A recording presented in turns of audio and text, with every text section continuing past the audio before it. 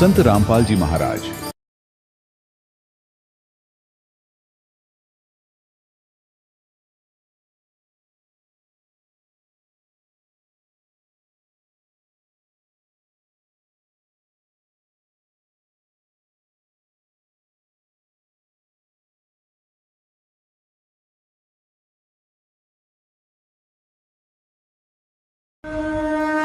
संत रामपाल जी महाराज एक ऐसे महान संत जिन्होंने अपनी सतभक्ति, तत्व ज्ञान, करुणा और सेवा के बल पर समाज में नई मिसाल कायम की है। संत रामपाल जी महाराज की अगुवाई में उनके सभी सतलोक आश्रमों से समाज कल्याण के अद्भुत कार्यों ने समाज को सुनहरे भविष्य की एक नई उम्मीद दिखाई है। संत रामपाल जी महाराज से नाम दीक्षा लेने के बाद लाखों लोगों की लाइलाज बीमारियां जैसे कैंसर, एड्स आदि ठीक हुई। संत जी के ज्ञान से प्रेरित होकर उनके अनुयायियों ने लाखों यूनिट रक्तदान किया। संत जी ने लाखों बहन बेटियों का दहेज मुक्त विवाह करवाया।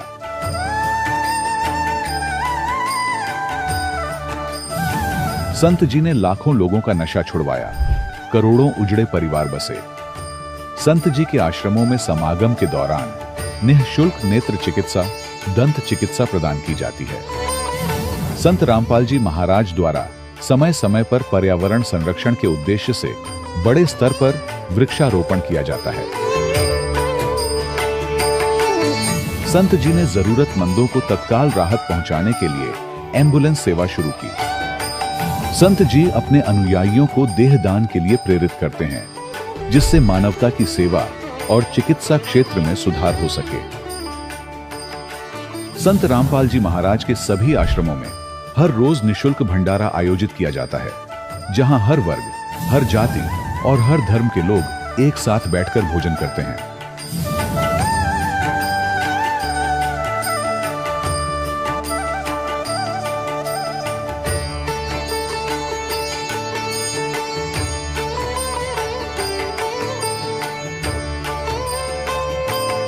संत रामपाल जी महाराज के आश्रम में हजारों बुजुर्गों को सम्मान और प्यार के साथ जीवन जीने का अवसर मिलता है।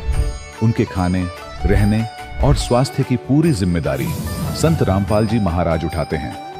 अनाथ बच्चों के लिए संत रामपाल जी महाराज के सभी आश्रम किसी वरदान से कम नहीं। यहाँ उन्हें शिक्षा, संस्कार और भविष्य के लिए बेहतर अवसर प्रदान किए जाते हैं। चाहे बाढ़ हो, भूकंप या महामारी, संत रामपाल जी महाराज और उनके अनुयायी हमेशा ही जरूरतमंदों के लिए सबसे आगे खड़े रहते हैं। कोविड महामारी के दौरान संत रामपाल जी महाराज के आश्रमों से करोड़ों लोगों के लिए भोजन, दवाइयां और जीवन रक्षक सामग्रियां उपलब्ध कराई गई। चाहे गरीब की मदद हो या किसी शोषित और पीड़ित वर्ग के हक और सम्मान की लड़ाई, संत रामपाल जी महाराज ने हमेशा ही उनकी दबी आवाज को सरकारों तक पहुंचाया है और उन्हें उचित न्याय दिलवाने में अहम भूमिका अदा की है।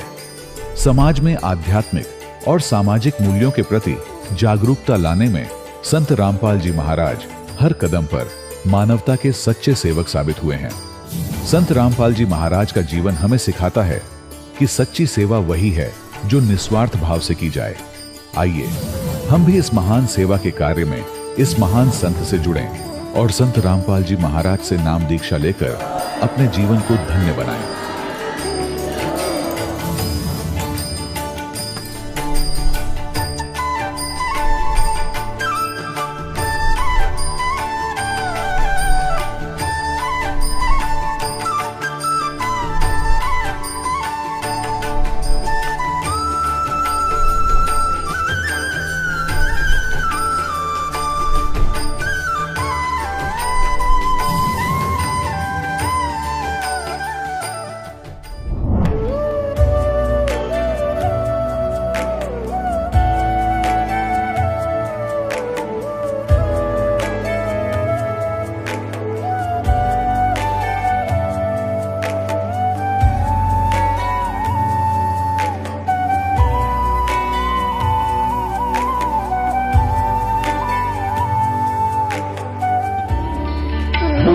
परमात्मा को पाने तथा उसका वास्तविक लाभ प्राप्त करने के लिए पवित्र बाइबल में प्रमाण है कि प्रभु ने मनुष्य को अपना ही स्वरूप बनाया।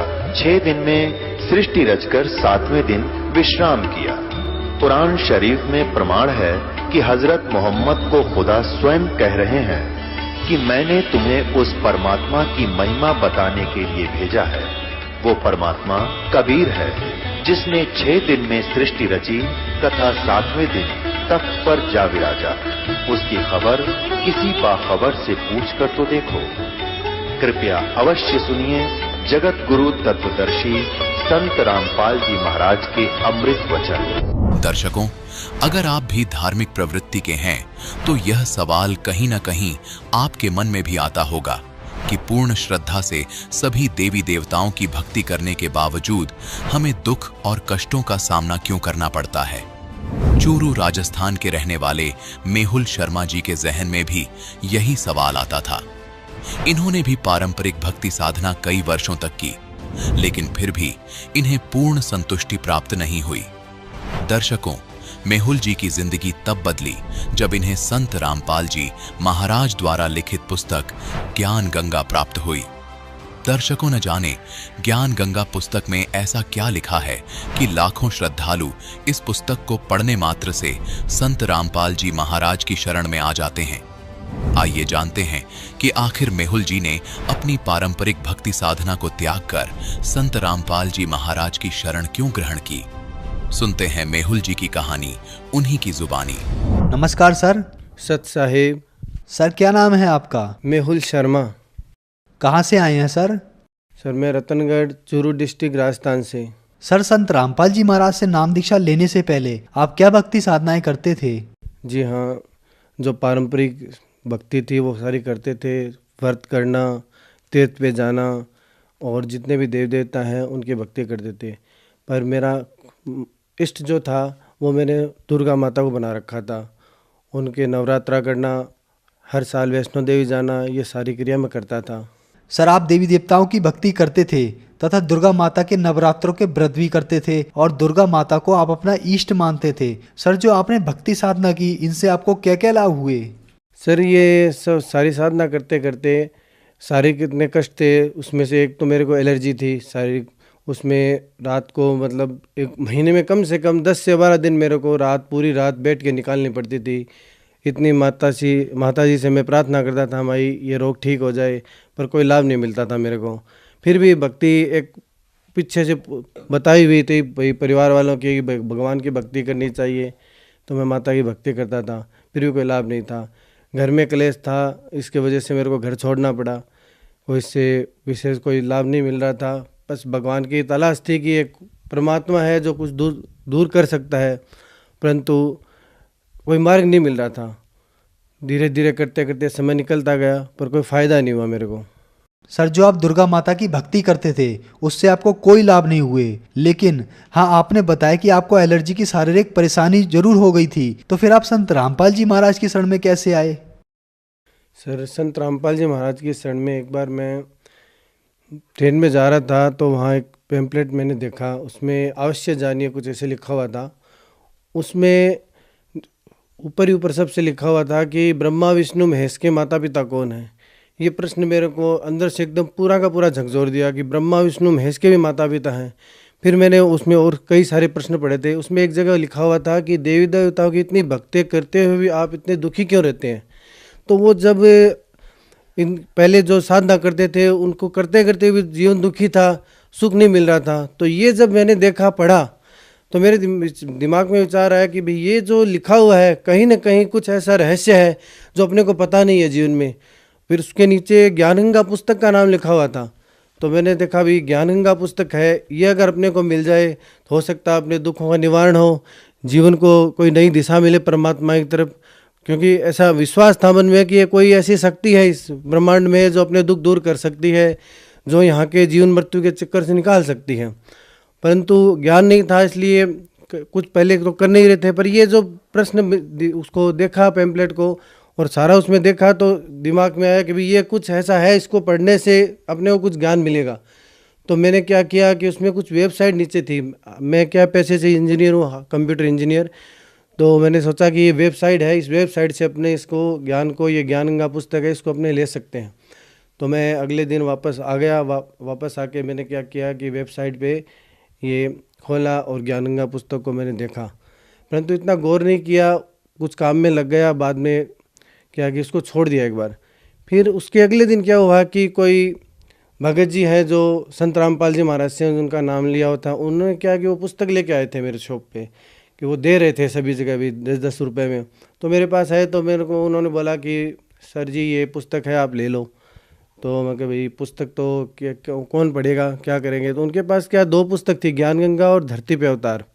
तो वो धरती पे अवतार तो ज्ञान गंगा के ऊपर थी, तो मेरे क्या दिमाग में फोकस सिर्फ ज्ञान गंगा था। मैंने धरती पे अवतार से पैम्पलेट में इतना ध्यान नहीं दिया था। तो ऐसा करते करते थोड़ी उनसे बातचीत हुई, तो बातचीत करते करते क्या ज्ञान गंगा पुस्तक ऊपर आ गई। तो मैंने कहा भी ये पुस्तक आपके पास कहाँ से आई, कि वो बोले कि भाई ये पुस्तक तो हम लोगों को दे रहे हैं, अनमोल ज्ञान है, आप भी पढ़ो। मैं भैया दे दो, इसी पुस्तक को मैं देखने के लिए वेबसाइट मैंने खोल रखा है। तो उन्होंने कहा भैया ले लो आप। तो मैंने को उसने 10 रुपये में वो पुस्तक दे दी। फिर मैंने क्या किया कि वो पुस्तक पढ़ी, उस समय तो 2-3 पेज पढ़े। फिर मैं उस पुस्तक को घर पे लेके चला गया और घर पे जाके मैंने उस पुस्तक को पढ़ा। जब मैंने 5-10 पेज उसके पढ़े सर जी, तो क्या हुआ कि मेरे दिमाग में ऐसा हुआ कि अरे ऐसा अनमोल ज्ञान कहीं अपने को आज तक किसी ने बताया नहीं। तो फिर मैंने क्या किया, वो पूरी पुस्तक उस दिन पढ़ी और मैं काम पे नहीं गया। उसके बाद मैंने क्या किया, नेट पे वेद डाउनलोड किए और जो पुराण थी उसमें जो उदाहरण दे रखे थे, मैंने सोचा इस पुस्तक में हो सकता है इन्होंने अपने हिसाब से लिख दिया होगा। तो मैंने पुराण डाउनलोड किए, उसको फिर मिलाया, उससे मिलाए तो भगत जी बस आंखों में आंसू आने लग गए कि भाई ऐसा ज्ञान, ऐसा अनमोल ज्ञान आज तक छुपा रहा, आज तक अपने को पता ही नहीं लगा। फिर मैंने उसमें ज्ञान गंगा पुस्तक पे एक नंबर दिए हुए थे, तो मैंने उन नंबर पे फ़ोन लगाया। मैंने उनको कहा कि जी मैं यहाँ से बोल रहा हूँ, मेरे को यहाँ आना है। तो उन्होंने कहा कि भैया आप वहाँ से आ जाओ। पर मैं जब वहाँ पहुँचा तो उस समय सत्संग का टाइम था, बहुत भगत आ रहे थे, उनके साथ मैं बरवाला चला गया और 14 सितंबर 2012 को संत रामपाल जी से नाम दीक्षा ली। सर, संत रामपाल जी महाराज से आपने नाम दीक्षा ली, क्या उसके बाद भी आपको कोई लाभ भी प्राप्त हुए? जी, बहुत सारे लाभ प्राप्त हुए। उनमें से एक तो मैंने आपको पहले बताया कि मेरे शारीरिक कष्ट था, एलर्जी थी। मैंने कई डॉक्टरों को भी दिखाया था, आयुर्वेद डॉक्टरों को भी दिखाया था, पर कोई लाभ नहीं मिला। दवाइयाँ लेते थे, कुछ समय आराम मिलता, बाद में वही प्रॉब्लम हो जाती थी। पर जब संत रामपाल जी महाराज का ये ज्ञान मिला, उन्होंने जो भक्ति विधि बताई, उस भक्ति विधि को करने से वो मेरे एलर्जी जो थी वो अपने आप ही ठीक हो गई थी। उसके बाद एक लाभ और हुआ कि मैं एक बार ऐसे मार्केट में जा रहा था, तो मेरे आगे आगे कार चल रही थी। तो उन्होंने क्या, कार वाले ड्राइवर ने कार को बीचों बीच सड़क के रोक दिया। तो मैंने सोचा इस कार के आगे कोई दूसरा वाहन आ गया होगा, इसलिए उसने रोक दी। तो मैं साइड से, लेफ़्ट साइड से निकलने की कोशिश की। मेरे पास बाइक, मोटरसाइकिल थी, तो मैं उसके लेफ़्ट साइड से निकलने की कोशिश की। तो जो कार में बैठा था बंदा, उसने क्या किया, गेट खोल दिया कार का। तो मेरी बाइक उस कार की गेट से टकराई और इतनी स्पीड से गाड़ी चल रही थी कि अगर मैं सिर्फ आधा इंच और अगर वो मेरी बाइक थोड़ा सा और आगे जाती तो मेरा एक ये हाथ और एक पैर दोनों टूट जाते। परंतु उसमें थोड़ा सा खरोंच आया और संत रामपाल जी महाराज की दया से इतना बड़ा एक्सीडेंट मेरा छोटे से टल गया। सर, एक लाभ ये हुआ कि संत रामपाल जी महाराज की दया से एक बच्चा है, वो अपनी मम्मी के साथ रास्ते में जा रहा था, तो उसका एक दोस्त है, उसने उसको आवाज़ लगाई। तो वो बच्चे ने क्या, पीछे देखा नहीं और उस सड़क को क्रॉस करने लगा। तो पीछे से एक फुल स्पीड से बाइक आई और उस बच्चे से टकराई। तो बच्चा कम से कम 8-10 फुट की दूरी पे ऊपर उठा और नीचे जाके सड़क पे गिरा। तो बच्चा तो बेहोश हो गया। तो उस बच्चे को उस बेहोशी की हालत में संत रामपाल जी महाराज दिखाई दिए। बच्चा जब होश में आया तो उसने कहा कि मेरे को गुरुजी संत रामपाल जी महाराज मेरे को दिखाई दिए और उन्होंने मेरे को उठा के ऐसे नीचे आराम से सड़क पे रखा है।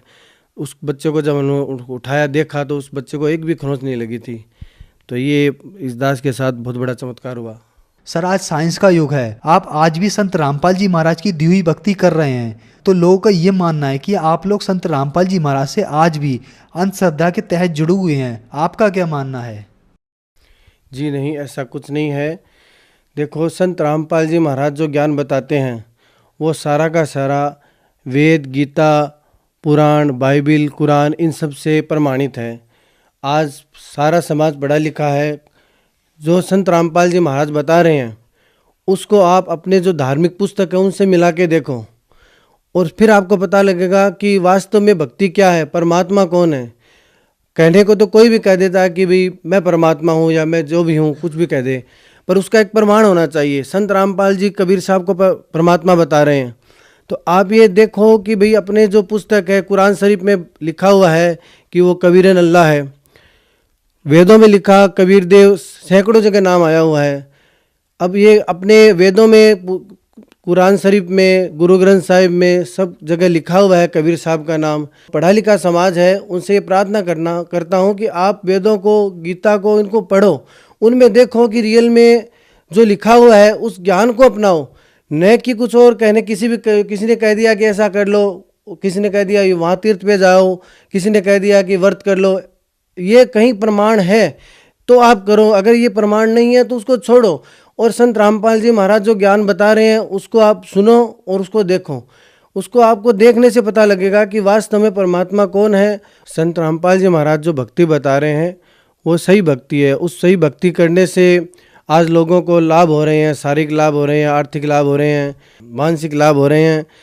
और जो आज समाज कर रहा है, जो संत रामपाल जी महाराज बता रहे हैं, उसके विपरीत जो कर रहा है उससे उनको ना तो कोई लाभ हो रहे हैं, बस किए जा रहे हैं।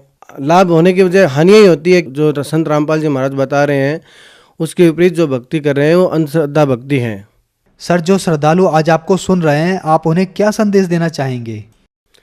सर, संदेश तो ये दास क्या दे प्रार्थना करता है कि आप संत रामपाल जी महाराज का ज्ञान सुनो। कई सारे चैनल आ रहे हैं, उन पे संत रामपाल जी महाराज के सत्संग चल रहा है, उसको आप सुनो। सुन के अपने शास्त्रों से मिलाओ, शास्त्रों से मिला के फिर आप देखो कि संत रामपाल जी महाराज क्या बता रहे हैं। किसी के कहने से, किसी के बहकाव में आके कि भी संत रामपाल जी तो ऐसा कर रहे हैं, हिंदू धर्म के खिलाफ ये बोल रहे हैं, वो बोल रहे हैं, नहीं, वो जो अपने शास्त्रों में लिखा हुआ है वो बोल रहे हैं। इसलिए आप उस शास्त्रों को संत रामपाल जी महाराज के ज्ञान से मिलाओ, तब आपको पता लगेगा कि संत रामपाल जी महाराज क्या कह रहे हैं, क्या अपने को बता रहे हैं। जब आप ये सब कुछ मिला के देखोगे तो आपको सच्चाई का पता लगेगा। और अब आप ये सच्चाई जान के फिर संत रामपाल जी महाराज के शरण में आओ, उनसे नाम दीक्षा लो, ताकि आपका ये जीवन, जो अनमोल जीवन है, मानव जीवन, उसका कल्याण हो, आपको मोक्ष प्राप्ति हो। सर, संत रामपाल जी महाराज से नाम दीक्षा कैसे ले सकते हैं?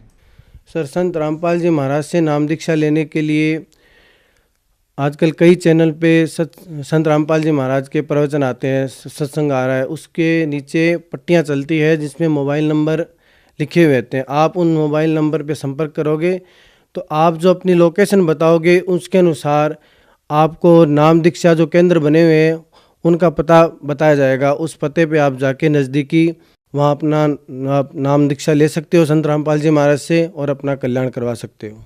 धन्यवाद सर। सत साहिब। दर्शकों, अभी आपने सुने संत रामपाल जी महाराज से दीक्षा प्राप्त करके सुखी हुए भक्त के अनुभव। अब देखिए जगत गुरु तत्वदर्शी संत रामपाल जी महाराज के मंगल प्रवचन। अब देखो शिवपुराण, संक्षिप्त शिवपुराण, गीता प्रेस गोरखपुर से प्रकाशित, संपादक है हनुमान प्रसाद पोदार, प्रकाशक में मुद्रक है गीता प्रेस गोरखपुर, गोविंद भवन कार्यालय कोलकाता का संस्थान। इसके 98वें पृष्ठ से हम पढ़ना शुरू करेंगे। रुद्र संहिता 98वें पृष्ठ के बिल्कुल नीचे आते हैं। 5वां अध्याय का यह अंत है, एंड है। अपने पुत्र नारद की यह बात सुनकर लोग पिता में ब्रह्मा वहां इस प्रकार बोले। ये 5वां अध्याय समाप्त हुआ। इसका आगे यहाँ प्रकरण शुरू हो जाता 6 में। ब्रह्मा जी ने कहा, ब्रह्मन अपने पुत्र नारद से कहा, देव शिरोमणे, तुम सदा समस्त जगत के उपकार में लगे रहते हो। तुमने लोगों के हित की कामना से बहुत उत्तम बात पूछी है। जिसमें समस्त चराचर जगत नष्ट हो गया था, सर्वत्र अंधकार ही अंधकार था, कुछ भी नहीं था। उस समय तत् सद ब्रह्म, इस श्रुति में जो सत सुना जाता है एकमात्र वही शेष था। ये 99वें पृष्ठ पे पढ़ा अपन। अब 100 पृष्ठ पे आते हैं। ये 100 पृष्ठ पे है, यहाँ नीचे आते हैं। जिस परब्रह्म के विषय में ज्ञान और अज्ञान पूर्ण उक्तियों द्वारा इस प्रकार विकल्प किए जाते हैं। अब ब्रह्मा जी का ज्ञान सुन लो, कुछ ज्ञान कुछ झूठा कुछ सच्चा, यानी ज्ञान अज्ञान दोनों के विषय जो हमने सुना है वो बता रहा हूं। उसने कुछ काल के बाद द्वितीय की इच्छा प्रकट की, उसके भीतर एक से अनेक होने के संकल्प उदित हुए। तब उस निराकार परमात्मा ने अपनी लीला शक्ति से अपने लिए मूर्ति की कल्पना की। ये कहे निराकार हो ब्रह्म, और फिर कहते हो मूर्ति बन गया, वो छुपा रहता है। गीता जी अध्याय नंबर 7 के श्लोक 24-25 में ये काल बोल रहा है। गीता कहता मैं अपनी योग माया से छुपा रहता हूँ, सबके सामने नहीं आता। तो ये क्या करता, अपने कभी शिव के रूप में, अपने पुत्र के रूप में, कभी किसी को ब्रह्मा के रूप में दर्शन देता है। अब यहाँ ब्रह्मा इसीलिए कह रहा है कि वो तब उस निराकार परमात्मा ने अपनी लीला शक्ति से अपने लिए मूर्ति की कल्पना की। वो आकार में आया, क्या बना, जो मूर्ति रहित परम ब्रह्म है, ये ब्रह्म को परम ब्रह्म बोल रहा है, उसी की मूर्ति भगवान सदाशिव है। युग काल जो है सदाशिव रूप में प्रकट हो गया। अर्वाचीन और प्राचीन विद्वान उन्हीं को ईश्वर कहते हैं। एक उस समय एकाएक ही रहकर स्वेच्छानुसार विहार करने वाले उन सदाशिव ने अपने विग्रह से स्वयं ही एक स्वरूप भूता शक्ति की सृष्टि की, यानी अपने शरीर से एक स्त्री निकाली। ये न्यू कहना चाह रहा है ब्रह्मा, जबकि आपने सृष्टि रचना के अंदर परमेश्वर के द्वारा बताई यथार्थ ज्ञान सुना हुआ है, वो सच्चाई है। उसका कुछ मिलता जुलता ज्ञान ये दे रहा है। उनके अपने श्रेयंग से वो कभी अलग होने वाली नहीं थी। उस पराशक्ति को प्रधान प्रकृति गुणवती माया बुद्धि तत्व की जननी तथा विकार रहित बताया गया है। दुर्गा को प्रकृति भी कहते हैं, प्रधान भी कहते हैं। अब याद रखना, गीता जी के 14वें अध्याय के अंदर उत्पत्ति बताएंगे जो ब्रह्मा और विष्णु जी की। ये प्रधान और प्रकृति दुर्गा के लिए कहा है। यहाँ देखना, वह शक्ति अंबिका कही गई है, उसी को प्रकृति सर्वेश्वरी त्रिदेव जननी नित्ता और मूल कारण भी कहते हैं। त्रिदेव जननी, ओह, तीनों भगवानों तीनों देवताओं की, ब्रह्मा विष्णु महेश की माता। परमात्मा ने कहा है अब मैं तुमसे कहूं चिताई, त्रिदेवन की उत्पत्ति बाई 600 वर्ष पहले आज से, और यही आज यानी पुराणों में विद्यमान है। त्रिदेव जननी नित्ता मूल कारण भी कहते हैं। सदाशिव द्वारा प्रकट की गई उस शक्ति की 8 भुजाएं हैं। कति क्लियर कंसेप्ट हो गया। नाना प्रकार के आभूषण उसके अंगों की शोभा बढ़ाते हैं। वह देवी नाना प्रकार की गतियों से संपन्न और अनेक प्रकार के अस्त्र शस्त्र धारण करती है। वो एकाएकनी होने पर भी वह माया संयोग वसात अनेक हो जाती है। जैसे इस दुर्गा ने 3 रूप धारण किए थे, सावित्री, लक्ष्मी और पार्वती का, और समुद्र में छुप गई थी, अलग भी रही थी। एक सिद्धि बहुचोल्य धारा एक सिद्धि होती है। और वे जो सदाशिव हैं उनको परम पुरुष ईश्वर शिव शंभु और महेश्वर कहते हैं। ये काल की डेफिनेशन बताई जा रही है। यहां देखना, यहां क्लियर हो जाएगा 101 पृष्ठ पे। यहां देखना, वे अपने सारे अंगों पर भस्म रमाए रहते हैं। उन काल रूपी ब्रह्म ने, सदाशिव कहो काल रूपी ब्रह्म कहो, एक समय शक्ति के साथ, नाथ नहीं, शक्ति सहित यानी दुर्गा के साथ शिवलोक नामक अक्षेत्र का निर्माण किया था। उस उत्तम अक्षेत्र को काशी कहते हैं। वह परम निर्वाण या मोक्ष का स्थान है, जो सबके ऊपर विराजमान है। वे प्रिय और प्रियतम शक्ति और शिव जो परमानंद स्वरूप है उस मनोरम क्षेत्र में नित्य निवास करते हैं। शक्ति और शिव यानी काल और दुर्गा, यो सदाशिव काल, काल रूपी ब्रह्म और दुर्गा शक्ति। काशीपुरी परमानंद स्वरूपणी है। मुने शिव और शिवा ने, काल रूपी ब्रह्म और दुर्गा ने प्रलय काल में भी कभी उस क्षेत्र को अपने सानिध्य से मुक्त नहीं किया है। देव से एक समय उस आनंद वन में रमण करते हुए शिवा और शिव के मन में यह इच्छा हुई कि कोई बालक बच्चा पैदा करें। ये दुर्गा और काल के मन में आई कि दूसरे पुरुष की सृष्टि करनी चाहिए, यानी कोई संतान उत्पत्ति करें।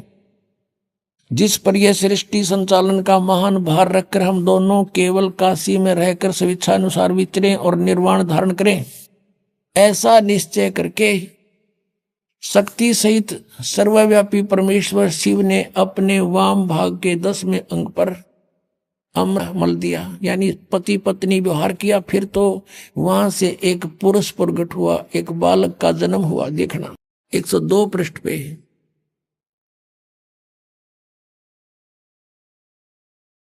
अब शिव बोले, वत्स बेटा, व्यापक होने के कारण तुम्हारा विष्णु नाम विख्यात हुआ। उसका विष्णु नाम धर दिया दुर्गा, और काल से उत्पन्न बच्चे का ये हो गया जन्म। दुर्गा और काल से विष्णु ईषद हुआ शिव पुराण ने। और ये 5500 वर्ष पहले की लिखी हुई पुस्तक है, आज की नहीं। अब यहां देखना 6ठा अध्याय समाप्त हो गया। अब 7वें में क्या लिखा है? ब्रह्मा जी कहते हैं, देवर से तत्पश्चात कल्याणकारी परमेश्वर सांब सदाशिव ने पूर्ववत प्रयत्न करके जैसे विष्णु को जन्म दिया, उत्पन्न किया, मुझे भी अपने दाहिने अंग से उत्पन्न किया। अपनात्मा।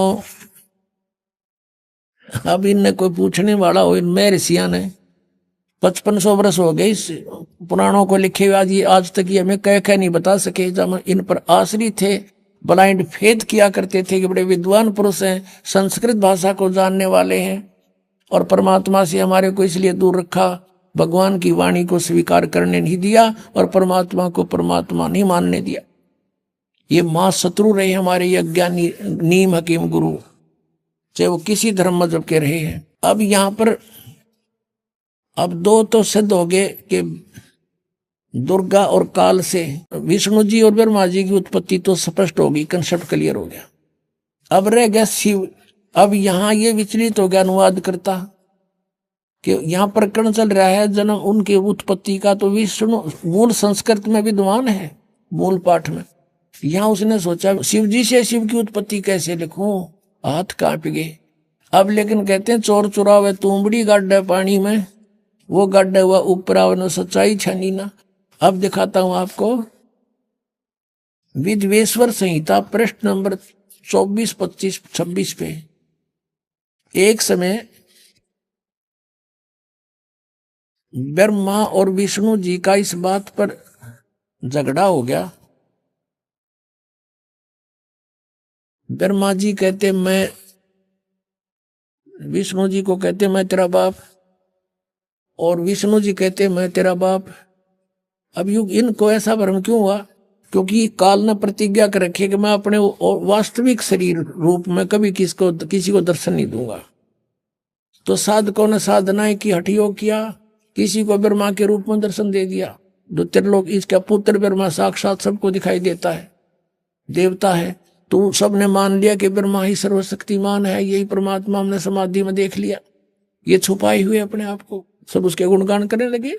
ऐसे किसी को उसने विष्णु जी के रूप में दर्शन दे दिए, किसी को शिव के रूप में। तो कोई कहता नहीं विष्णु जी सर्वशक्तिमान है, कोई कहता नहीं शिव जी सर्वशक्तिमान है, यही भगवान है, ये छुपाए रहे अपने आप को। तो इनका भ्रम हो गया कि हम भगवान हैं। तो इन दोनों ने आपस में झगड़ा कर दिया। तो ऊपर से इस काल ने इनके बीच में एक सफेद पिलर खड़ा कर दिया, जिसको शिवलिंग बोलते हैं। तेजों में से चमक निकली बहुत की नहीं। तो ये हैरान रह गए, युद्ध बंद कर दिया, उसको देखने लगे ऊपर नीचे जाकर। फिर यू काल प्रकट हो गया शिव के रूप में, अपने पुत्र शिव के रूप में, और इन दोनों को फिर शिक्षा देने लगा। देखिएगा विद्वेश्वर संहिता, ये संक्षिप्त शिव पुराण प्रश्न नंबर 24, 25 पे यहां देखिएगा विद्वेश्वर संहिता। और यहां आते हम, ये दोनों देखो भगवान ब्रह्मा और विष्णु लड़ रहे थे, इनके बीच में ये पिलर खड़ा कर दिया स्तंभ। फिर वो खुद आ गया शिव के रूप में। नीचे देखिएगा। अब ब्रह्मा और विष्णु ने पूछा, प्रभु सृष्टि आदि 5 कृत्यों के लक्षण क्या हैं, ये हमें हम दोनों को बताइए। भगवान शिव बोले, ये काल बोला, मेरे कृत्यों को समझना अत्यंत गहन है, तथापि मैं कृपा पूर्वक तुम्हें उनके विषय में बता रहा हूं। ये 5 अपने कृत्य बता दिए। ये देखना, ये 25 पे हमने पढ़ा, अब 26 पे पढ़ रहे हैं।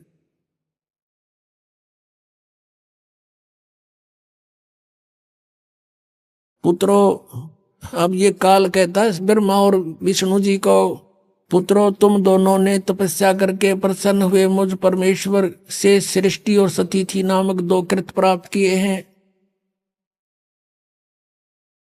तुमने, तुम्हारे को जो एक विभाग दिया है वो मैंने दिया, पर तुमने पहले तपस्या की, तप के बदले में दिए हैं। ये दोनों तुम्हें बहुत प्रिय हैं।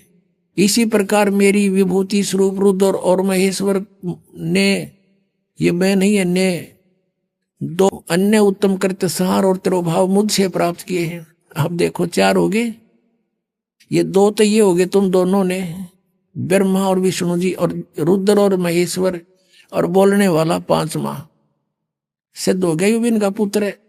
अब पुण्यात्माओं,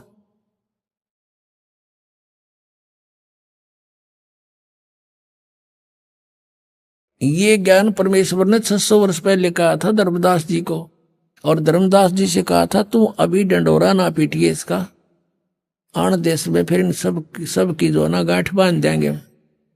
अभी तो ये हमने मूर्ख समझ रहे हैं, जनता हमारे बच्चों को मुझसे दूर किए बैठे हैं, बिजली पीढ़ी आओगी जब देखेंगे इन्हें। अब सब अक्का बक्का रह गए, अब इनके पास कोई जवाब नहीं। जनता इनसे प्रश्न करती है कि तुम कहाँ सोया करते, मैं ऋषि हो, ये तुमने बैठा बैठा दिया, सारे समाज में भूत बना दिए, शास्त्र विरुद्ध ज्ञान सुना दिया। अब इनके बीड़ी धरती हो, पृथ्वी होगी, इनको मुश्किल माचेगी। सारे पंथा ने देख लिए। अब ये टीवी पर चलता है, पुस्तक भेज रहे हैं बड़ा बना करके, इसको पढ़कर समझदार बुद्धिमान समाज आज कोई बालक नहीं है। गॉड गिवन माइंड आज के बच्चों में। अभी न पता ही ना था, कोई विकल्प नहीं था, कोई तुलना करने का कोई तरीका किसी ने बताया नहीं, किसे तुलना करें किसके ज्ञान की। आज ये कंसेप्ट क्लियर करके धर दिया, माप के देख लिया सबने। ये ISI मार्क है जो दास ज्ञान देता है, सब सदग्रंथों में प्रमाणित है। अब वो पूछ रहे हैं उन गुरुओं से, उनको मुश्किल माच रही है, और बुद्धिमान लोग भाग भाग करा रहे हैं। कबीर परमात्मा कहते हैं कि डूबे थे पर उबरे, गुरु के ज्ञान चमक, और बेरा देखा दरदरा उतर चले फड़क। कबीर परमात्मा हमें समझाना चाहते हैं, इन मूर्ख गुरु के पीछे लाग रहे हो, और जब सतगुरु का ज्ञान सुना देखा है तो डूबो होगा हमने। कि पहले बेड़े हुआ करते, नौका के स्थान पर फ्लोटिंग जो है ना, एक फ्लोटिंग बना लिया करते, पूरा लंबा चौड़ा लकड़ी इसका सूखा, और उसको ऊपर फूस फास के ऊपर डाल लेते थे लकड़ ऊंचे ऊंचे, तो वो बेड़ा बोला करते, बेड़ा। और उस बेड़े के ऊपर बैठ के पार करा करते दरिया को, बहुत पुराने समय का वो है। तो कहते हैं, परमात्मा कहते हैं कि जब तुम्हें संत मिल जावे, सच्चा गुरु, तो इस तरह जंप लगा जाना उस डूबने वाले बेड़े ते, भाग लेना। कैसे कि डूबे थे पर उबरे, गुरु के ज्ञान चमक, गुरु के ज्ञान को देखकर ऐसे चमक गए, एकदम चौकस हो गए, चौकन्ने हुए कि किसी ने बता दे, नो देख डूबेगा, ये टूटा पड़ा बेड़ा तुम्हारा, आ जाइए, ये बिल्कुल ठीक है, इस पर आ जाओ फटाफट। तो कहते हैं, यूं देख कर अपने बेड़े को, टूटे हुए को एकदम फड़क के कूद गए दूसरे पे, 1 सेकंड की भी विचार नहीं करे, डूबे इस पर। तो क्या बताते हैं कि जब तुम्हें ये ज्ञान होगा कि जो ज्ञान तुम्हें प्राप्त है वो डुबोने वाला है, तो ऐसे वहां से तुरंत भागना पड़ेगा, जैसे एकदम जंप लगा कर जान बचाने वाली बात होती है। तो कबीर परमात्मा कहते हैं, डूबे थे पर उबरे, गुरु के ज्ञान चमक, चमक माने नो चौकस हो गए, एकदम चमक का पड़ा करें। और भेड़ा देखा जरजरा, यानी टूटा फूटा, तो नाश डुबोएगा, तो उतर चले फड़क, फड़क के जैसे कोई पशु के पास में जाकर हॉर्न बजा दे, वो एकदम फड़क के भाग गया करे। कहते नो फड़क के कूद गए दूसरे बेड़े पे, यानी ऐसे गुरु को बदल लेना चाहिए। उस नकली गुरुओं को इस तरह तुरंत त्याग देना पड़ेगा आपको, जान बचाने के लिए। अब आपको दिखा दिया, ये कहीं ब्रह्मा विष्णु महेश के कोई माता पिता नहीं, और इनके इतिहास में, इनकी जीवनी में लिखा है इनके माता पिता हैं। और जो ये 5वां कौन है, ये ब्रह्म है, यही गीता का ज्ञान दे रहा है। देखिएगा फिर शिव पुराण, ये वही शिव पुराण है, गीता प्रेस गोरखपुर से प्रकाशित। अब हम उसको पढ़ रहे हैं, 26 पृष्ठ पे आप पढ़ रहे हो, विद्वेश्वर संहिता। अब हम यहां आगे थे पढ़ते पढ़ते कि पुत्रों तुम दोनों ने तपस्या करके प्रसन्न हुए मुझ परमेश्वर से सृष्टि और सतिथि नामक 2 कृत प्राप्त किए हैं। ये दोनों तुम्हें बहुत प्रिय हैं। इसी प्रकार मेरी विभूति स्वरूप मेरे स्वरूप में मेरे जैसे शरीर वाले रुद्र और महेश में भी ने भी 2 उत्तम कृत संहार और तिरोभाव मुझ से प्राप्त किए हैं। तो इसका मतलब हो गया ये 5वां कौन है? ये ब्रह्म है, काल है, काल रूपी ब्रह्म है। ये यहाँ ये क्या कहता है कि मैंने पूर्व काल में अपने स्वरूप भूत मंत्र का उपदेश किया है जो ओंकार के रूप में प्रसिद्ध है। वही महामंगलकारी मंत्र है। सबसे पहले मेरे मुख से ओंकार ओम प्रकट हुआ जो मेरे स्वरूप का बोध कराने वाला है। ओंकार वाचक है, मैं वाच्य हूं। यह मंत्र मेरा स्वरूप ही है। प्रतिदिन ओंकार का निरंतर स्मरण करने से मेरा ही सदा सिमरण होता है। तो ओम का जाप ब्रह्म का है, काल का है। मेरे उत्तरवर्ती मुख से अकार का, पश्चिम मुख से उकार का, दक्षिण मुख से मकार का, पूर्ववर्ती मुख से बिंदु का तथा मध्यवर्ती मुख से नाद का प्राकट्य हुआ है। यानी 5 अवय हैं इसमें, अकार, उकार और मकार और बिंदु और नाद। इन 5 से मिलकर ये ओम बना है। प्रणव, प्रणव बोलते हैं इसके, प्रणव। इस प्रकार 5 अवयों से, 5 अंगों से युक्त ओंकार का विस्तार हुआ। इन सभी अवयों से एकीभूत होकर यह प्रणव ओम नामक एक अक्षर हो गया।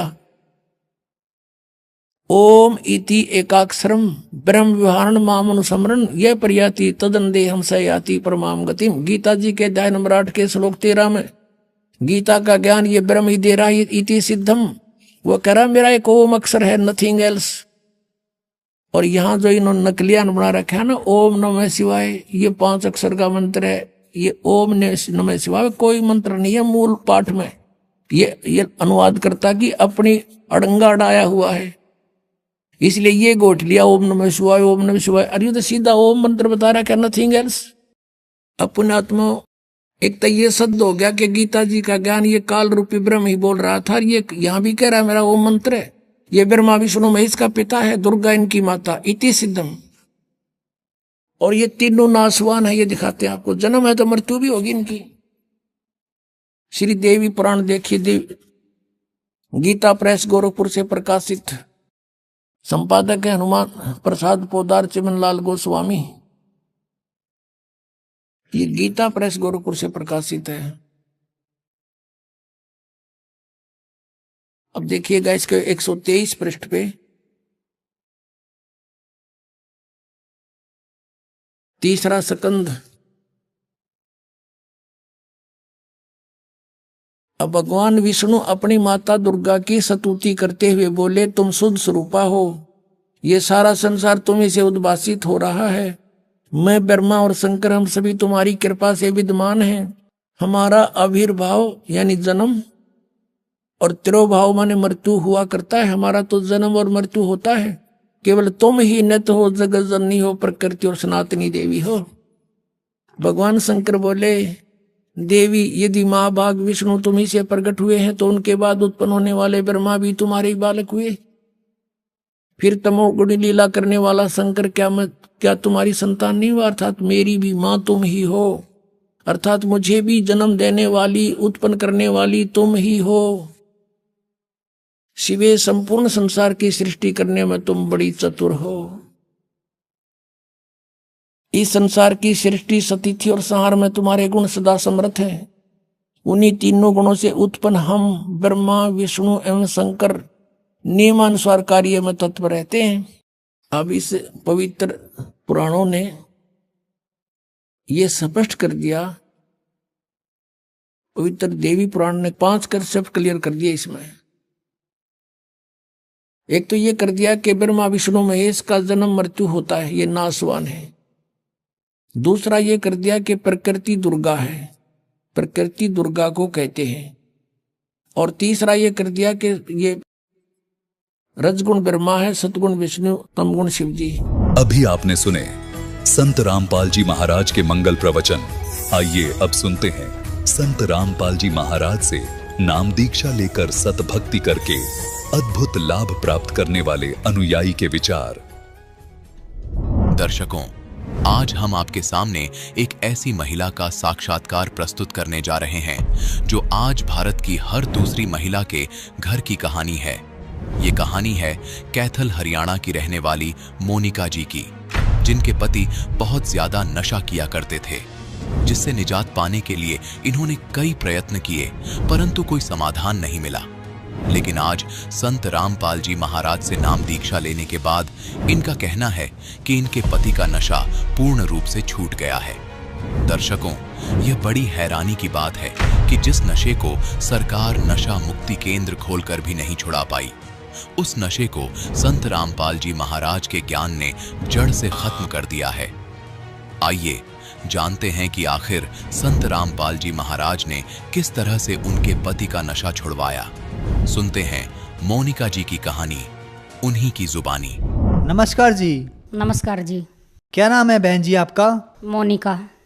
बहन जी, आप कहाँ के रहने वाले हैं? मैं कैथल हरियाणा से। बहन जी, संत रामपाल जी महाराज से आपने नाम दीक्षा कब ली? संत रामपाल जी महाराज से नाम दीक्षा मैंने 2005 में ली। संत रामपाल जी महाराज से नाम दीक्षा लेने से पहले क्या आप कोई भक्ति साधना करते थे?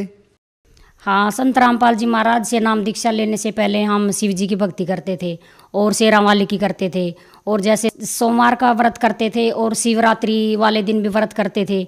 जैसे वहाँ मैं एक संत रामपाल जी महाराज जो जिस गांव के हैं, मैं उस गांव की हूँ, तो वहाँ पर शिवरात्रि का मेला लगता था और वहाँ से दूर दूर से काफ़ी लोग आते थे, कावड़ लेके भी आते थे। हम भी सारा परिवार वहीं से लगे रहते थे और वहाँ से हम लगे रहते। हमारे को पता ही नहीं था कि भी ये पूर्ण परमात्मा है। हम तो इसी को असली भगवान मानते थे। भगवान के बारे में हमारे को कुछ भी नहीं पता था भी पूर्ण परमात्मा कौन है भी, वो हम तो उसी में ही लगे रहते थे। हमारे को कुछ भी नहीं पता था इसके बारे में। बहन जी, आपने बताया कि आप शिव जी की भक्ति करते थे तथा शेरों वाली माता की भी भक्ति करते थे। इसके अलावा कावड़ की यात्रा में भी जाते थे। तो जो ये भक्ति साधना आपने की, इन सब भक्ति साधनाओं से आपको क्या क्या लाभ मिले? इन भक्ति साधना से हमारे को कुछ भी लाभ नहीं हुआ। हम बिल्कुल दुखी थे, बहुत ज़्यादा दुखी थे। हमारे को पता ही नहीं था, हम फिर भी लगे रहते थे। और जैसे मेरे घर वाले, मेरा पिताजी भी शुरू से मतलब इतनी शराब पीता था, तो हमारे घर इतनी ज़मीन थी वो भी सारी बिक गई। तो आगे जब मेरी शादी करी तो वहाँ भी मेरा पति भी शराब पीता था और मैं ये कहती थी, हे मालिक, हे शिव जी, हे भगवान, हे परमात्मा, अगर आप भगवान हो, हम आपकी इतनी भक्ति करते हैं तो हम इतने दुखी हैं। मेरा पिताजी भी ऐसे ही था और हमारी ऐसी किस्मत है, मेरी मम्मी की भी ऐसी किस्मत थी और मेरी भी ऐसी किस्मत है, और एक मेरी छोटी बहन थी, उसकी भी ऐसी किस्मत थी, वो भी ऐसा ही मिला। जो मेरे पति थे वो बहुत ज़्यादा शराब पीते थे। मैं इतनी परेशान थी, तो मैं बहुत ज़्यादा परेशान थी। मैं हर जगह उनको सियाने सप्टों के पास भी लेके गई, जहाँ कहीं कोई भी बता देता था, बालाजी भी लेके गई। तो मैंने जहाँ भी कोई भी कह देता था मैं वहीं जाती थी। लेकिन मैं इतनी परेशान थी, मैं कहती थी, हे मालिक, कोई अगर मालिक है तो मैं किसको पुकारूं भाई, मैं किसको कहूँ परमात्मा। इतनी मैं व्रत भी करती हूँ सबके, कोई भी नहीं मतलब मेरे दुख को सुनने वाला है। मैं ऐसे रोती थी। सभी मेरे परिवार वाले भी मेरे बहुत दुखी से मेरे से कहते थे, हमारी तो बेटी का जीवन ही नरक हो गया, तो ये तो नहीं सुधरेगा। हमने उसको 15 साल तक हमने उसको दवाइयाँ भी चोरी से भी हमने उसको दवाइयाँ खवाई भाई ये शराब छोड़ देगा। उसने किसी कारण से भी शराब नहीं छोड़ी। हमने उसको टीके भी लगवाए, उसने तब भी शराब नहीं छोड़ी। और फिर भी हमारा सब कुछ बिक गया। हमारे को कुछ भी नहीं पता था इस बात के बारे में। तो हम यही सोचते थे, हे मालिक, अगर कहीं है तो हमारी भी सुनो कहीं से। तो हमारे को कहीं से भी नहीं पता लगा। तो बहन जी, आपने जैसा बताया कि आपके घर में आप शिव जी की भक्ति करते थे, लेकिन उसके साथ साथ आपकी माताजी के साथ आपके साथ एक जैसी दुखद घटना हुई कि आपके पिताजी भी शराब पीते थे और आपकी जब शादी हुई तो आपके पति भी शराब पीते थे। आपकी जीवन एक नरक की तरफ निकल गया और आपकी प्रॉपर्टी, घर वगैरह सब बिक गया। तो फिर आपको संत रामपाल जी महाराज के बारे में जानकारी कहाँ से मिली? संत रामपाल जी महाराज की जानकारी हमको। मैं एक बार अपने घर गई हुई थी, तो वहाँ से मेरी मम्मी ने संत रामपाल जी से नाम ले रखा था। तो संत रामपाल जी से नाम ले रखा था, तो मैं अपने घर गई, तो मेरी मम्मी मेरे को कहने लगी कि तू भी चल सत्संग में। मैंने कहा कहाँ पे? मैंने कहा वो कह रही है अभी करोथा में संत रामपाल जी हैं, उनसे नाम ले लो, और ये जो तेरे पति हैं ये शराब छोड़ देंगे। ये संत रामपाल जी उनकी शराब बिल्कुल छुड़वा देंगे, वो बिल्कुल शराब नहीं पिएंगे। मैं इसी कारण से बहुत दुखी थी। मैं सोचती थी चलो देखते हैं। मैंने कहा चलो सत्संग में मैं चलूँगी। मेरे को सत्संग का पहले से ही बहुत ज़्यादा मतलब रुचि थी। भाई कहीं भी सत्संग होता था, कुछ भी होता था, मैं वहीं चली जाती थी। तो मैं वहाँ सत्संग में जब मम्मी के साथ करौंथा में 2005 में मैं चली गई, तो उस दिन वहाँ पर मैं गई सत्संग में, तो मैंने सत्संग सुना। तो उस दिन तो मेरे को कुछ समझ में नहीं आया। तो अगले दिन वहाँ जो भगत थे उन्होंने मेरे को बहुत समझाया। वो कहने लगे भी तुम नाम ले लो और तुम्हारे पति भी शराब छोड़ देंगे, परमात्मा अपने आप ही ठीक करेंगे संत रामपाल जी। तो मैंने अगले दिन फिर मैंने कहा चलो ठीक है अगर आप कहते हो, लेकिन मेरा नाम तो नहीं निभेगा, क्योंकि मेरे घर में मेरा ससुर भी हुक्का पीता है और मेरे आदमी शराब पीते हैं। वो तो मेरे को रात को भी कहते हैं मेरे को शराब ला के दो, मेरे को बीड़ी ला के दो, तो मैं क्या करूँगी? तो वो कहने लगे तू कुछ मत सोच, तू परमात्मा पे छोड़ दे। ये संत रामपाल जी ये भगवान हैं, ये पूर्ण परमात्मा आए हुए हैं, आप फार्म भरवाओ और नाम लो। तो अगले दिन मैंने संत रामपाल जी से 2005 में मैंने नाम दीक्षा ले ली। तो बहन जी, जैसा कि आपने बताया, आपको सभी संत रामपाल जी महाराज के शिष्यों ने और आपकी माता जी ने कहा कि संत रामपाल जी महाराज से नाम दीक्षा लेने के बाद आपके घर में जो दुख हैं वह खत्म हो जाएंगे, आपके पति भी शराब पीना छोड़ देंगे। और उनके कहने पर आपने संत रामपाल जी महाराज से नाम दीक्षा ले ली। तो क्या संत रामपाल जी महाराज से नाम दीक्षा लेने के बाद वो वायदा पूरा हुआ? क्या आपके पति ने शराब छोड़ दी? हाँ भगत जी, मेरे पति ने शराब छोड़ दी, लेकिन वो छोड़ देते थे और सत्संग में भी आते थे। और लेकिन उनके ऊपर मतलब इतना कुछ बहुत ज़्यादा कोई ऐसी चीज़ थी जो कि मतलब कि उसको बेचैन करके रखती थी। और मैं कहती थी उसको नाम भी मैंने कई बार दिलवाया, लेकिन वो नाम मतलब कि मतलब भगवान के आगे परमात्मा के आगे कभी रोए नहीं। भाई वो ये नहीं कहते थे कि भी मैंने परमात्मा की भक्ति करनी है, लेकिन वो इसी कारण से फिर काफ़ी साल तक एक बार उनको अटैक भी पड़ गया। उस अटैक से भी उनको डॉक्टर ने जवाब दे दिया। और डॉक्टर ने जवाब दे दिया तो मैं कहने लगी, जब से किसी ने भी मेरे परिवार में नाम नहीं ले रखा था, किसी ने भी, मैंने अकेली नहीं नाम ले रखा था। तो वहाँ पर मेरे को सारे कहने लगे देख लो तुम्हारे संत रामपाल जी ने, ये देखो ये क्या हो गया। मैंने कहा मेरे संत रामपाल जी भगवान है और वो ऐसा नहीं होने देंगे, क्योंकि उन्होंने मेरे से भक्ति करवानी है। तो वहाँ पर मैंने मालिक को याद किया, तो वहाँ पर परमात्मा ने, उनको डॉक्टर ने जवाब दे दिया था। तो वो डॉक्टर ने जवाब देने के बाद बोले ये नहीं बचेगा। मैंने कहा आप अपना इलाज करो और मैंने अपने भगवान पे विश्वास है। तो कुछ देर के बाद फिर वो बोले ठीक है आप इसको आगे दिल्ली ले जाओ और इसका ऑपरेशन करवाओ। तो वहाँ पर संत रामपाल जी ने उसको जीवन दान दिया और मेरे को पता लग गया था कि ये अब नहीं बचेगा, लेकिन मेरे को विश्वास था, वो कह रहे थे ये नहीं बचेगा, लेकिन मेरे को विश्वास था मेरे संत रामपाल जी महाराज पे, क्योंकि मैंने नाम दीक्षा ले ली थी और मैंने मान लिया था कि ये पूर्ण परमात्मा है, पूर्ण गुरु जी हैं। जिस दिन से मैंने नाम लिया उस दिन से मैंने मेरे संत रामपाल जी को कहा, मैंने कहा गुरु जी मैं बहुत दुखी हूँ। तो परमात्मा कहने लगे बेटी परमात्मा कबीर साहिब दया करेंगे, आप भक्ति करो। तो उसी दिन से मैं भक्ति करने लगी मालिक की। जैसे कैसे भी मेरे से सारे मेरे परिवार वाले कोई भी नाम किसी ने ले रखा था, आज तो संत रामपाल जी महाराज की सबके ऊपर दया हो चुकी है। भाई सभी नाम से जुड़ चुके हैं, सब ने नाम ले लिया है मालिक से और आज इस भक्ति में सभी भक्ति कर रहे हैं। लेकिन उनको भगवान ने फिर भी उनको 4 साल तक मेरे ही कोटे से मालिक ने उनको जीवन दान दिया। जब भी संत रामपाल जी से मैं प्रार्थना करती थी, मैंने कहा कि गुरु जी भी मेरे पति को भी गुरु जी शरण में लो, इसको भी मालिक भक्ति कराओ। तो परमात्मा संत रामपाल जी मेरे को कहते बेटी तू भक्ति कर, परमात्मा अपने आप ही दया करेंगे। उसको 4 साल तक संत रामपाल जी ने मेरे ही मेरे ही कोटे से मालिक कहते थे, बेटी तेरे लिए ही मैंने इसको जीवन दान दिया है और तू भक्ति कर। संत रामपाल जी महाराज से नाम लेने के बाद मेरे को बहुत लाभ हुए। एक मेरा लड़का था जो कि उसके गले में इन्फेक्शन हो गया था, तो मैंने ही नाम ले रखा था, तब बच्चों ने नाम नहीं लिया था। तो मेरे संत रामपाल जी महाराज से मैंने प्रार्थना की, मैंने कहा हे गुरु जी, भी मेरे पास तो मालिक ऑपरेशन करवाने के लिए मालिक पैसे भी नहीं है, तो गुरु जी मैं ऑपरेशन कैसे करवाऊं? तो संत रामपाल जी महाराज ने कहा, बेटी इनको नाम दीक्षा दिलवाओ और परमात्मा दया करेंगे। तो उस दिन से उन्होंने ऐसा आशीर्वाद दिया मेरे लड़के को, तो उसके बाद उनको कभी भी उस चीज़ की ना ही ऑपरेशन करवाया, ना ही उनको दवाई, एक गोली भी उस दिन के बाद नहीं खिलवाई उनको। तो जब से आज तक वो लड़का अगर आप देख लो तो वो सबसे निराला ही है। तो वो उसकी आवाज़ में कोई दिक्कत नहीं है, कोई भी इन्फेक्शन नहीं है, वो इन्फेक्शन भी बिल्कुल ठीक हो गया। हमारे को नहीं पता संत रामपाल जी महाराज ने उसको कैसे ठीक किया, सिर्फ एक ही आशीर्वाद से। तो सब कहने लगे कि ये कैसे ठीक होया, कहाँ से ठीक होया?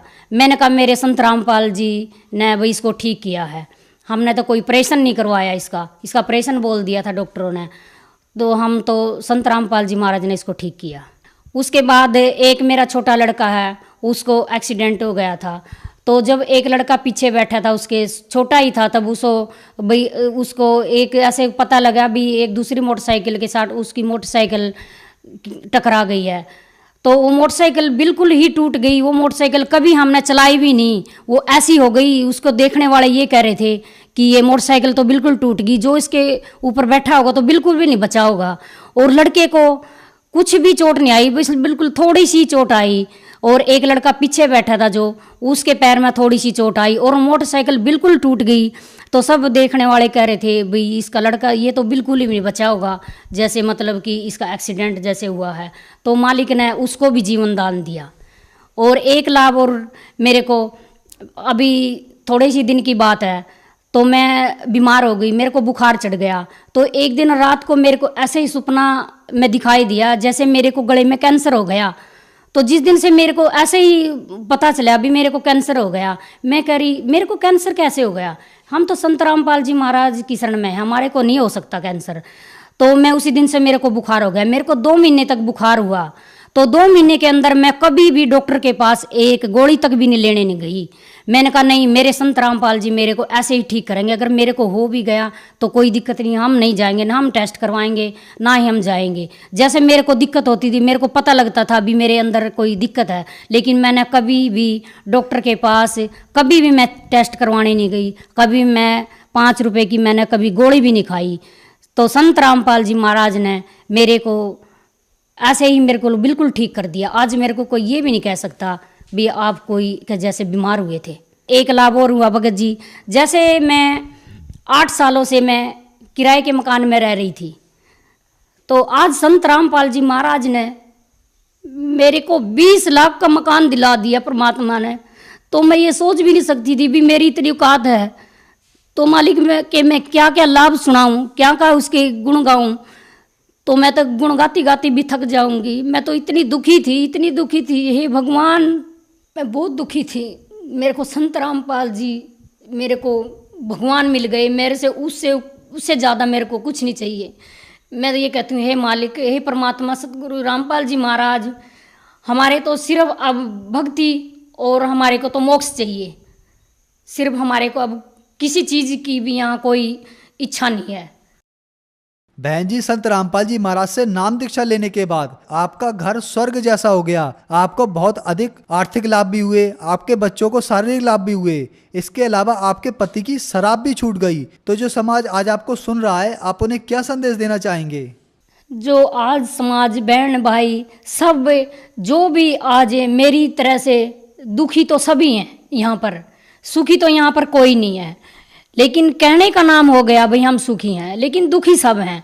जो बहनें आज मेरे की तरह दुखी हैं, बच्चों से, पति से, घर से, दौलत से, जिस चीज़ से वो आज दुखी हैं, मैं यही कहती हूँ सबको। संदेश तो हम क्या दे सकते हैं, हम तो सबको विनती कर सकते हैं कि पूर्ण परमात्मा संत रामपाल जी महाराज कबीर साहिब आए हुए हैं और आप सभी सभी बहन भाइयों से मैं यही कहना चाहती हूँ कि आप भी संत रामपाल जी महाराज की शरण में आओ और अपना मोक्ष करवाओ, और सभी को यही समझाओ कि संत रामपाल जी महाराज कबीर साहिब के रूप में आए हुए हैं। बहन जी, संत रामपाल जी महाराज से अगर कोई नाम दीक्षा लेना चाहे तो कैसे ले सकता है? संत रामपाल जी महाराज से जो नाम दीक्षा लेना चाहते हैं तो टीवी पे बहुत सारे चैनलों पे सत्संग आते हैं संत रामपाल जी महाराज के, तो उनके नीचे एक पट्टी चलती है और उन पे फ़ोन नंबर लिखे हुए हैं।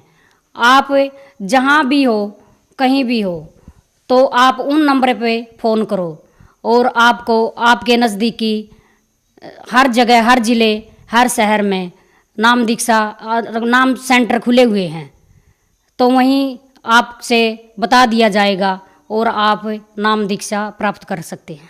धन्यवाद जी। सत साहेब।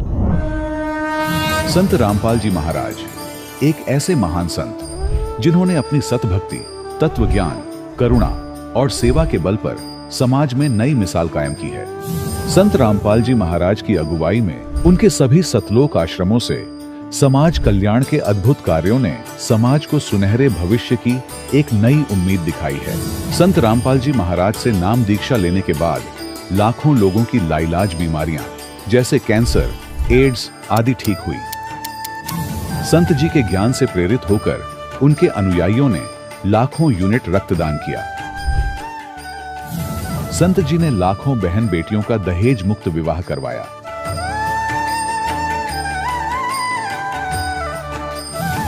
संत जी ने लाखों लोगों का नशा छुड़वाया, करोड़ों उजड़े परिवार बसे।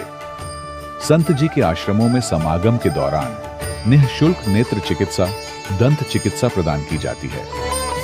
संत रामपाल जी महाराज द्वारा समय समय पर पर्यावरण संरक्षण के उद्देश्य से बड़े स्तर पर वृक्षारोपण किया जाता है। संत जी ने जरूरतमंदों को तत्काल राहत पहुंचाने के लिए एम्बुलेंस सेवा शुरू की। संत जी अपने अनुयायियों को देहदान के लिए प्रेरित करते हैं, जिससे मानवता की सेवा और चिकित्सा क्षेत्र में सुधार हो सके। संत रामपाल जी महाराज के सभी आश्रमों में हर रोज निःशुल्क भंडारा आयोजित किया जाता है, जहां हर वर्ग, हर जाति और हर धर्म के लोग एक साथ बैठकर भोजन करते हैं।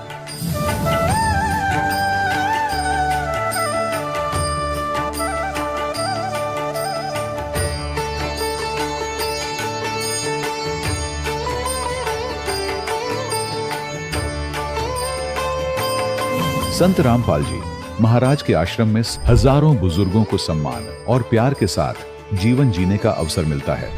उनके खाने, रहने और स्वास्थ्य की पूरी जिम्मेदारी संत रामपाल जी महाराज उठाते हैं।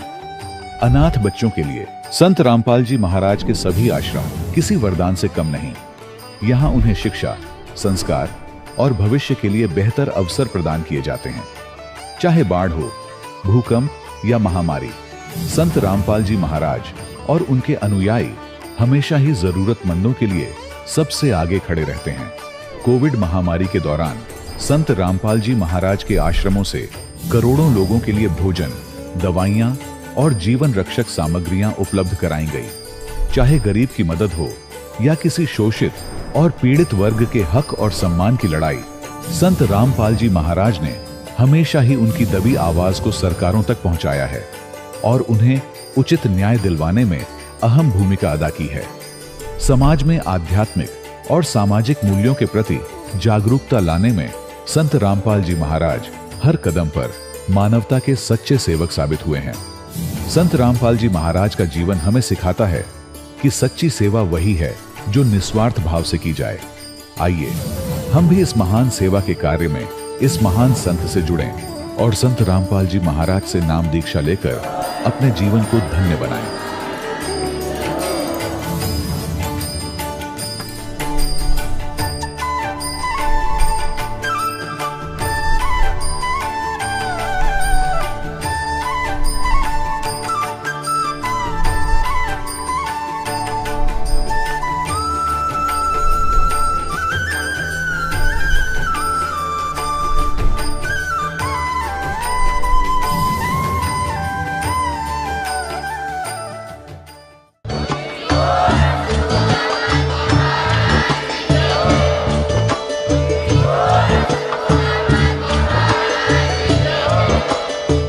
सुन रहे थे जगत गुरु तत्वदर्शी संत रामपाल जी महाराज जी के मंगल प्रवचन। अधिक जानकारी के लिए विजिट कीजिए हमारी वेबसाइट www.jagatgururampalji.org। संत रामपाल जी महाराज जी के शुभ आशीर्वाद से पूरे विश्व भर में 500 से भी ज्यादा नाम दीक्षा केंद्र हैं, जिन पर संत रामपाल जी महाराज जी द्वारा ऑनलाइन निशुल्क नाम दीक्षा दी जा रही है। अपने नजदीकी नाम दीक्षा केंद्र का पता करने के लिए संपर्क करें 8222880541।